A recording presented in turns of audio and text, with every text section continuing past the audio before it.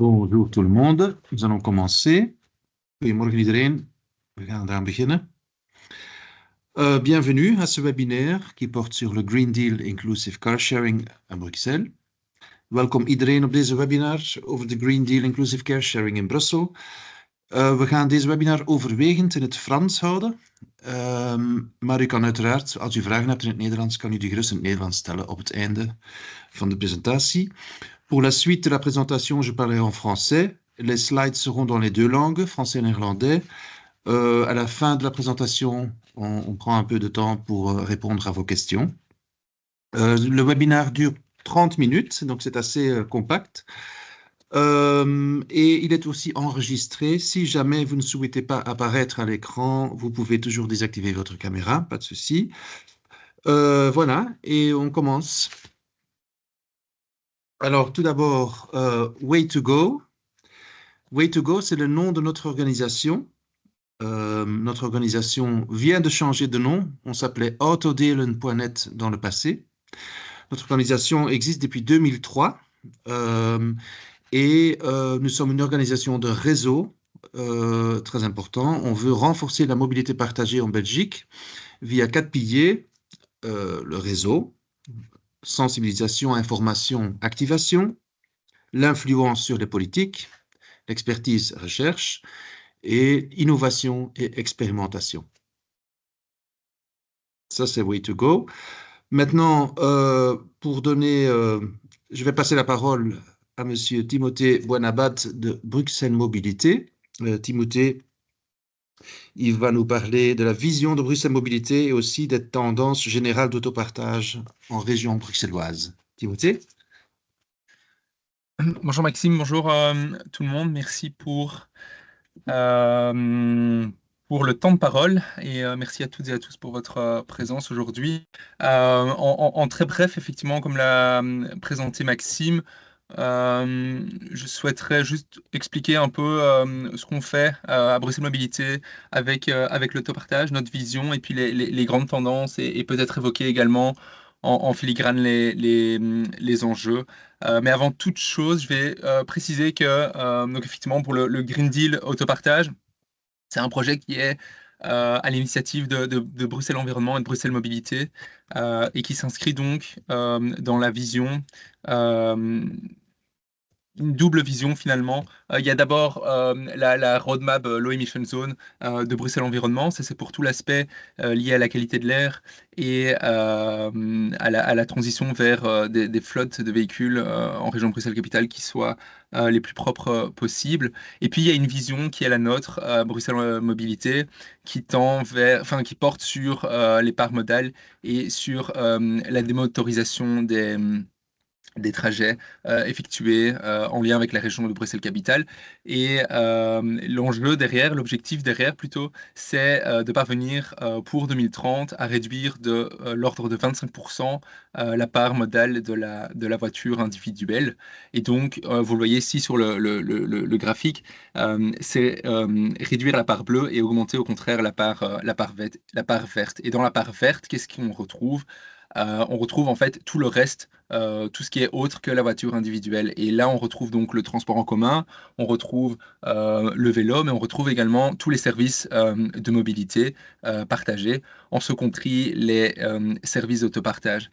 Et on a une attention tout à fait particulière, tout à fait prioritaire pour les services d'autopartage, parce que il y a plusieurs enquêtes qui démontrent que l'autopartage en particulier a un effet de déclencheur de multimodalité. Et donc, c'est au travers de l'autopartage, notamment, qu'une grande partie de la population se démotorise et découvre par là d'autres possibilités de déplacement, de moyens de déplacement, comme justement les transports en commun, comme le vélo, mais dans le mix qu'on souhaite offrir aux Bruxellois, aux Bruxelloises, la voiture reste importante puisque à certains moments de la semaine, d'un mois, d'une journée. Parfois, des déplacements en voiture sont nécessaires et donc on veut garder cette possibilité-là de pouvoir se déplacer en voiture, évidemment, quand c'est nécessaire. Les tendances générales de l'autopartage en région de Bruxelles-Capitale. Première tendance, c'est une phase de croissance soutenue. Depuis plusieurs années, on a une augmentation de l'offre une augmentation des utilisateurs et ça se matérialise notamment par une augmentation du nombre de locations. C'est vraiment une phase de croissance soutenue sur une période au moins depuis 2022, mais déjà un peu avant en réalité. Donc c'est vraiment quelque chose qui grandit et qui sort un peu de sa phase d'innovation et qui devient de plus en plus courant. Je crois que des derniers chiffres justement que Otto Dillon a publié il y a maintenant quelques mois, peut-être même quelques années, et on comptait près de 6% des titulaires d'un permis de conduire à Bruxelles qui ont recours à l'autopartage. Et donc on voit là vraiment qu'on commence à atteindre, si pas encore une masse critique, en tout cas un nombre important de personnes. Et comment on les touche, c'est en ayant des modèles d'exploitation qui sont de plus en plus variés. Et donc, on a non seulement de l'autopartage en boucle, euh, on a aussi, donc, par exemple, Cambio, mais on a aussi de l'autopartage en flotte libre, Poppy, Miles, et puis il y a toute une série d'autres acteurs en lien avec l'autopartage, et donc vraiment des modèles d'exploitation de plus en plus variés. Il y a par exemple aussi des modèles d'exploitation qui visent à mettre à disposition de personnes des voitures partagées dans des logements, par exemple. Et donc vraiment là, cette variété dans les modèles d'exploitation permet de faire de l'autopartage une solution pour le public le plus large possible. Et puis, une autre tendance qu'on aime bien toujours présenter, c'est le recul de l'âge moyen d'acquisition de la première voiture. Et donc, c'est autant de personnes qui n'ont pas de voiture. Donc, une augmentation du nombre de personnes qui n'ont pas de voiture, mais qui, quand même, à un certain moment, parfois, ont besoin d'avoir accès à une voiture. Et donc là, des personnes qui sont potentiellement des autopartageurs en puissance. Et pour faire la transition avec le prochain point, la présentation du Green Deal, ça, ce sont des tendances générales. Il reste un certain nombre d'enjeux, évidemment, pour continuer à développer l'autopartage. Et, pardon, et donc, un des enjeux, c'est le fait de rendre l'autopartage le plus inclusif possible pour que ça soit une solution qui puisse toucher le public le plus large. Et ça, c'est un objectif du Green Deal et Maxime aura l'occasion d'y revenir. Donc voilà, des tendances générales, une phase de croissance soutenue, mais il reste un certain nombre de défis et le Green Deal est là, c'est le cadre qu'on a souhaité mettre en place avec Bruxelles Environnement pour répondre aux défis qui se posent pour le développement de l'autopartage en région de Bruxelles-Capitale. Merci beaucoup, Timothée. Ensuite, on va parler du Green Deal. Donc, Timothée vient d'en toucher déjà un mot. Il a déjà dit que Bruxelles Environnement, Bruxelles Mobilité et Way2Go ont lancé ce projet.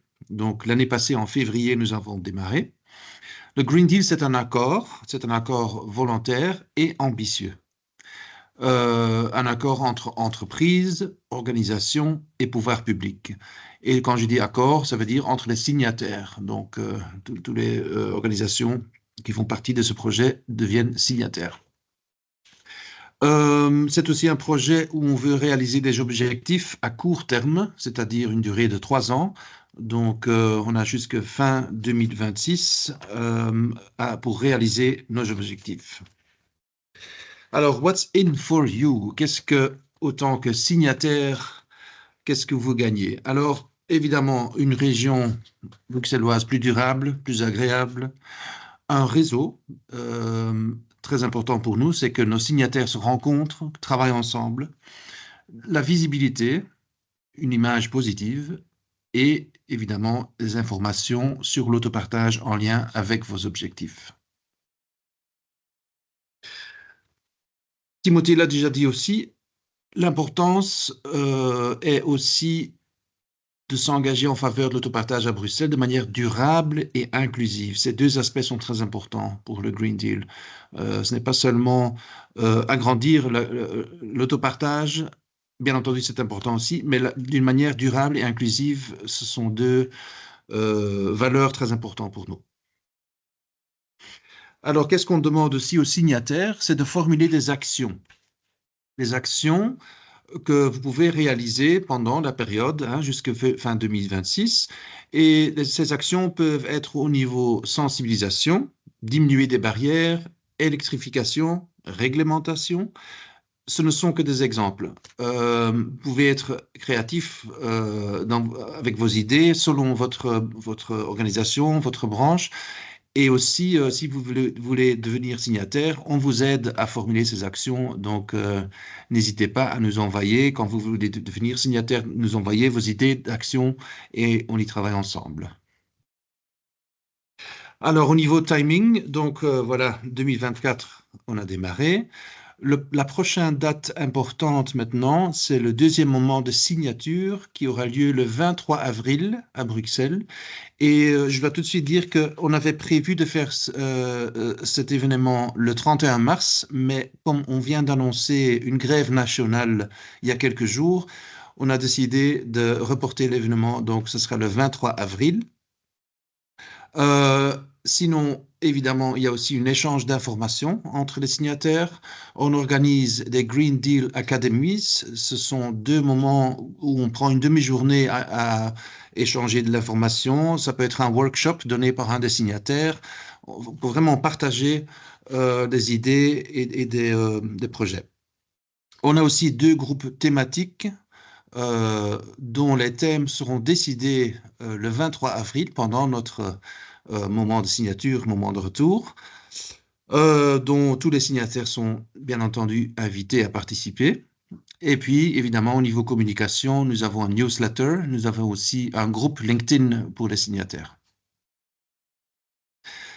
Alors, nous avons la chance d'avoir parmi nous 2 signataires qui vont partager ce que le Green Deal veut dire pour eux. Et donc, je vais passer la parole tout d'abord à Madame Frédérique Versanne de la commune de Saint-Gilles. Bonjour tout le monde. Bonjour Frédérique, vous pouvez partager l'écran? Voilà, vous voyez mon écran? Pas encore. Vous voyez pas mon écran? Non, non, pas encore. Ça, c'est bizarre. Donc, je fais partager.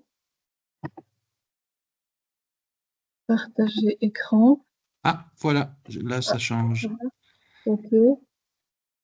Alors, je dois retrouver mon document.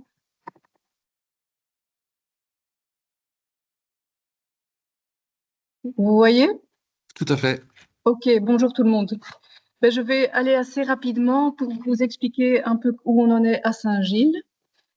Peut-être rappeler quand même que toutes les communes sont obligées depuis le 21 mars 2013, il y a eu cet arrêté du gouvernement de la région de Bruxelles-Capitale qui a fixé les modalités de répartition de l'espace public pour les véhicules partagés et qui a invité toutes les communes à développer ce qu'ils appellent des plans d'autopartage.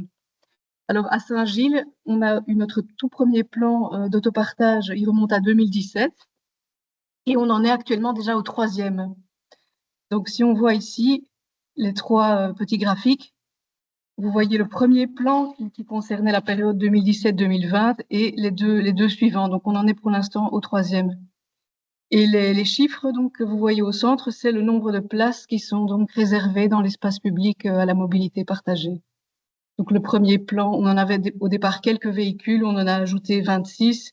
Et puis, 32 et le dernier 43, donc pour arriver à un total pour l'instant de 109 places de l'espace public réservées aux véhicules partagés. Et chez nous, c'est majoritairement Cambio qui est le prestataire et aussi Getaround pour une partie. Donc voilà les dates. Peut-être dire que ça a l'air simple comme ça, mais que l'implantation de places réservées aux véhicules partagés dans l'espace public, c'est jamais facile.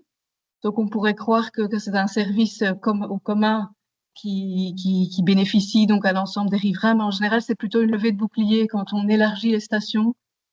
On doit quand même toujours faire face à une certaine opposition de la part des riverains qui ont l'impression, paradoxalement, qu'ils perdent des places pour leur propre stationnement. C'est toujours très difficile de faire passer le mot que voilà, qu'on a intérêt plutôt à développer des emplacements pour des véhicules partagés, mis en commun, et que tout le monde a à y gagner. Mais c'est pas encore ça. Qu'est-ce que je voulais vous raconter d'autre? Oui, que par rapport à cette évolution croissante, donc les places, c'est des stations qui sont soit élargies parce qu'on remarque que la demande y est très très forte Et donc, une petite station de 3-4 véhicules, ben, on va l'agrandir à 6 voitures parce qu'elle tourne bien. Mais c'est aussi évidemment un déploiement territorial. Donc, si on regarde ces deux cartes, ici, vous voyez la première carte, ça concerne les 2 premiers plans d'autopartage. Donc, en vert, c'était les stations existantes. Et puis, en rouge, c'est celles qu'on a ajoutées dans le 2e plan. Et puis, ici, le dernier graphique, c'est la répartition des stations sur Saint-Gilles. Donc, vous voyez qu'il y a évidemment une réflexion à avoir sur un maillage cohérent pour éviter qu'il y ait des quartiers qui soient pas desservis. Et avec certaines zones beaucoup plus chaudes, comme par exemple autour de la gare du Midi, puisqu'il y a l'intermodalité qui joue. Donc là, évidemment, il y a beaucoup plus de demandes, donc les stations vont être plus importantes. Voilà. Et donc, pour le dernier plan autopartage, ben, on était un peu dans les premiers signataires du Green Deal Inclusive Car Sharing. Donc là, vous voyez Catherine Moranville, l'échevine de la mobilité, qui signe la charte. Alors, qu'est-ce que ça a signifié pour Saint-Gilles? Ben, c'est un engagement à essayer de rendre le partage des véhicules plus inclusif. Qu'est-ce que ça veut dire? C'est qu'évidemment, on se rend compte que ça touche quand même la plupart du temps un public plus favorisé, qui à la fois est familier des outils informatiques et numériques, bien sûr, qui a un iPhone dans sa poche et qui est tout à fait coutumier de ce genre de pratique, mais qu'on risque de laisser sur le carreau des familles qui sont peut-être moins à l'aise avec toutes ces pratiques. Donc, on a mis en place une série de mesures qu'on s'est engagé à développer pour toucher des publics cibles. Je pense entre autres à un partenariat avec le CPS, où là, on est en train de travailler avec des travailleurs sociaux pour identifier quelles sont les familles qui ont du mal à payer les factures liées à leur voiture privée. Parce qu'en fait, on a remarqué que le CPS aidait ces familles à payer leurs factures de voiture, mais que jamais encore il ne donnait d'informations sur ce qu'était le car sharing et ce que ça pouvait signifier comme économie pour ces familles plus pauvres. Donc là, il y a vraiment un travail à faire pour communiquer, pour sensibiliser des publics plus fragiles à l'utilisation des voitures partagées. C'est un exemple. Un autre exemple, c'est organisé avec notre EPA, donc EPN, Espace Public Numérique. Donc, c'est un lieu qui donne des cours sur l'utilisation des ordinateurs et des sites web, etc., pour un peu avoir des formations spécifiquement dédiées aux plateformes d'autopartage et pouvoir vraiment montrer aux usagers comment ça fonctionne et comment les utiliser. Donc ça, c'est des mesures très, très concrètes qui pour essayer de faire en sorte d'aider les publics qui sont plus touchés par la fracture numérique. Voilà un peu, il y a d'autres mesures, il y en a une série. Il y a aussi l'idée d'avoir des ambassadeurs, c'est-à-dire des familles qui utilisent régulièrement les voitures partagées et qui pourraient témoigner auprès d'autres familles de leur expérience très pratique et pour donner l'envie, inciter d'autres à passer le cap en les prenant par la main et en leur montrant concrètement comment ça se passe. Voilà un peu où on en est à Saint-Gilles. Merci pour votre écoute. Un grand merci, Frédéric. Alors ensuite, je vais passer la parole à Tim Bral, Tim Cassius, de Bram VZW Bral. Tim? Ja, bedankt Maxime, bedankt voor de uitnodiging. Dus Bral is ook een van de signataires vanuit de eerste ronde. Dus, en wij zitten ook in de stuurgroep van de Green Deal Inclusive Car Sharing. Bral is een VZW die bezig is met duurzaamheid in Brussel. Dus duurzaamheid op het gebied van stedenbouw, mobiliteit, leefmilieu. En dus vanuit die rol was het eigenlijk logisch dat wij zo'n initiatief als dit steunen. Vooral omdat het ook aansluit bij een aantal dingen die in ons DNA zitten. Namelijk sociale rechtvaardigheid, dus een rechtvaardige stad. Dus die inclusieve kant daarvan. En dan ook het delen. Dus de commons is eigenlijk ook al een lang een onderdeel van waar Bral voor staat. Dus de deeleconomie, dus dat sloot eigenlijk heel erg aan. Als Bral hebben wij verschillende mobiliteitsorganisaties die lid zijn van onze vereniging. Dus Autodelen is dan ook lid geworden van ons als Bral, wat dat ook voor ons een verrijking was. Ook voor de interne debatten. Dus daar is dat allemaal heel logisch. En ook de dingen, de toetreden dan tot de stuurgroep om mee na te denken over vanuit ons DNA, vanuit onze visie op de stad, hoe kan dat autodelen inclusief worden. Dus dat was een heel logische stap voor ons. Maar wat voor ons moeilijker was het fijne of het leuke aan die dingen, aan deze actie, is dat het ons ook uitdaagde om zelf acties te ondernemen. En dus dat was eigenlijk voor ons soms een beetje moeilijker, want ja, wij, het politiek vertegenwoordigen standpunt, onze visie, dat is wat wij gewoon zijn te doen. Maar dan gaan kijken van wat doen wij intern als kleine organisatie om deel te nemen, om zelf ook acties te formuleren. En dus we hebben daar eigenlijk wel redelijk wel goed hulp gehad bij het team van Autodelen, toen nog Autodelen genoemd, dus nu Way2Go. Ik moet nog eventjes wennen. En ja, de logische stap wat je als kleine organisatie zeker kan doen, zeker als je een nieuwsbrief, communicatiemiddelen en zo verder hebt, is eigenlijk gewoon delen dat je daaraan deelneemt, de evenementen delen van de Green Deal, de acties delen van andere signataires. Dus wij hebben bijvoorbeeld ook Filtercafé, Filtrim hebben wij geregeld in contact zijn, die ook deelnemen met Impact een aantal dingen doen. Dus ook dat delen wij via onze media. Dus dat is een van de acties die wij dan concreet ondernemen. Daarnaast zijn wij ook gaan nadenken, ja, wij hebben wel soms contacten met mensen waar dat wij over autodelen kunnen hebben, waar dat wij autodelen ook vaak als een oplossing naar voren schuiven. Bijvoorbeeld als we het over luchtkwaliteit hebben in de buurten met mensen, als ze zeggen welke oplossingen zoeken. Dus daar zijn we dan iets actiever gaan beginnen praten met mensen over autodelen. Dus dat heeft ons daar ook toe aangezet om dat meer naar voren te zetten als een van de oplossingen. En dan, wat dat voor ons eigenlijk ook heel belangrijk was, eigenlijk om het dan meer in ons beleidswerk ook nog naar voren te schuiven. En onze laatste 2 acties die we dus geformuleerd hebben, zitten eerder op dat vlak. Dus dat is deelnemen aan die focusgroepen. Dus in de eerste ronde was er een focusgroep rond inclusief carsharing, waar dat wij heel actief aan deelgenomen hebben, waar dat het dus echt de bedoeling was om te kijken van waar zijn de blokkages en waar zien wij oplossingen. En dus als vooral daaraan deelnemen was voor ons en een verrijking voor onszelf en wij hopen ook voor het proces, om daar vanuit onze visie kunnen aan bij te dragen. En dan wat we in de komende tijd gaan willen ontwikkelen, en dat is dan van onze rol als BRAL, waar dat wij eigenlijk ons beschouwen als politiserend dan sensibiliserend, dat is nadenken over de rol van de overheid in het carsharing.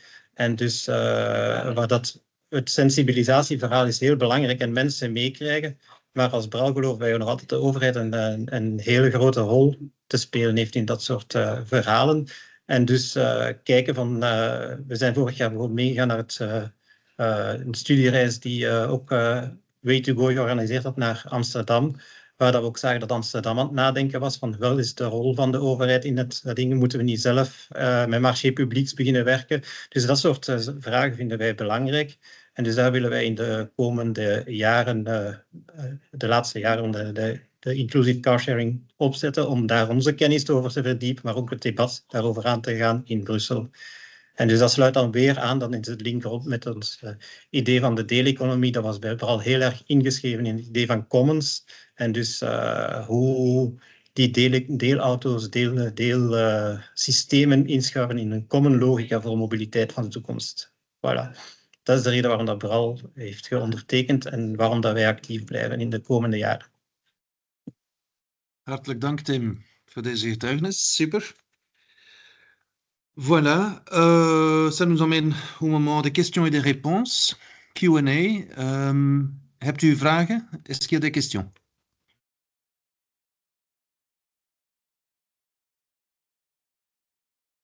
Non, c'est très clair de mon côté. Merci, ça me fait plaisir. Ok, s'il n'y a pas de questions, voici mes coordonnées. Mon adresse email vient de changer aussi, donc c'est @way2go.be, avant @autodelen.net, et notre site web inclusivecarsharing.be, où vous trouvez toutes les infos concernant comment devenir signataire. Et je dis merci à tout le monde qui a participé. Merci à vous, Tim, Timothée et Frédéric, pour votre intervention. Et je vous dis à bientôt. J'espère que pour ceux qui ne sont pas encore signataires, que vous allez nous joindre. Et voilà, merci beaucoup et bonne journée. Bonne journée, au revoir. Merci.